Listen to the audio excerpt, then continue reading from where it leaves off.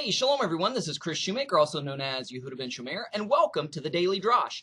Today's Daily Drash is taken from Matthew chapter 11, verses 28 and 29. Very familiar passage, and it says, "Come to me, all you who are weary and burdened, and I will give you rest.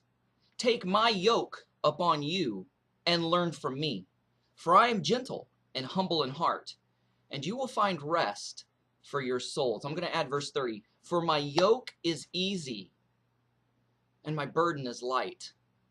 A yoke. A yoke is an apparatus that it's used for work. It's something that's put on animals, and the type of yoke determines on what type of animal you're going to put that yoke on, because there's specific yokes built for specific animals. So in other words, if there's a yoke built for an ox, it's not going to be put on a donkey. A donkey's not going to be able to handle the yoke that's usually put on an ox. It's going to be bulky, it's going to be heavy, it's going to be awkward, it's not going to be comfortable, it's not going to be balanced, and vice versa. This yoke is meant for work. It's a harness meant for work. But the work is something that the animal that's using that particular yoke can do. It's not going to be something that's too hard or burdensome or laborious. After all, an ox is a strong animal. I mean, it's almost pure muscle.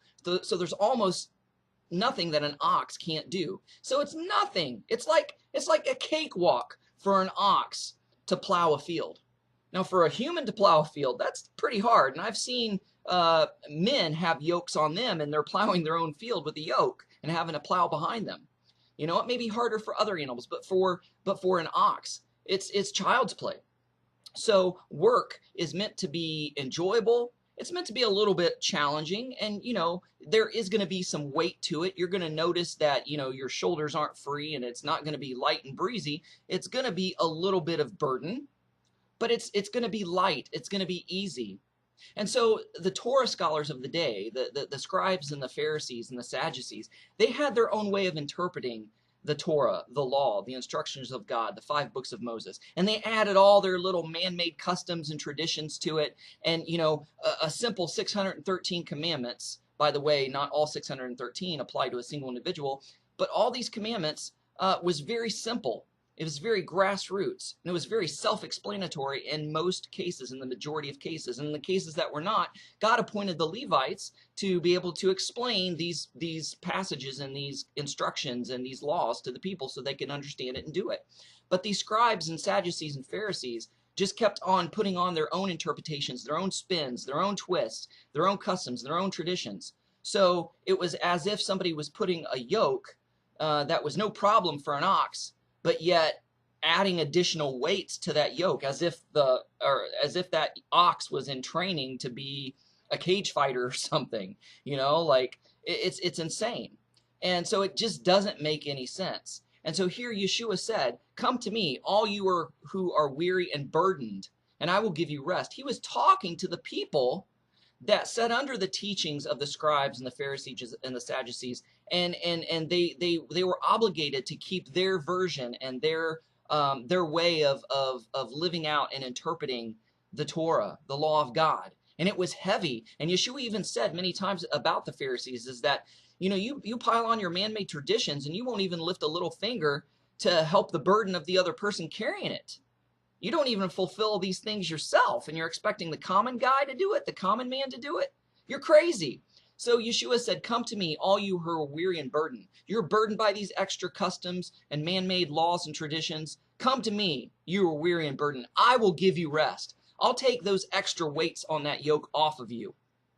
Take my yoke upon you. My yoke, it's specially designed and specially fitted for you. Take my yoke upon you and learn from me, because I am gentle and humble in heart. In other words, I'm not going to push you like a drill sergeant.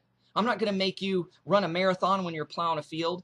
When an ox is plowing a field, the farmer lets the ox go at its own pace, its own comfortable pace, and it plows the field just perfectly. And Yeshua said, "I am gentle and humble in heart. I'm not going to push you too hard.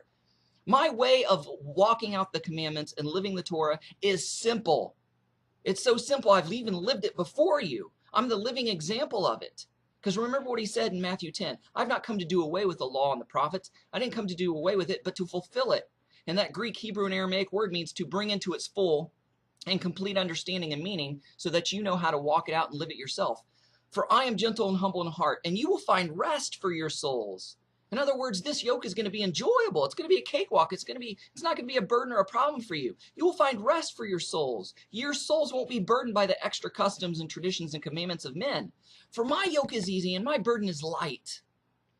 So let's walk in the footsteps of Yeshua, our Messiah, by walking and following in the Torah, the way he commanded it. And how did he commanded it? It's all explained to you in the Brit Hadasha, the renewed covenant, the New Testament. The apostles took the teachings of Yeshua and just poured it out through the New Testament scriptures and showed us how to walk out the Torah in the way that Yeshua Messiah did.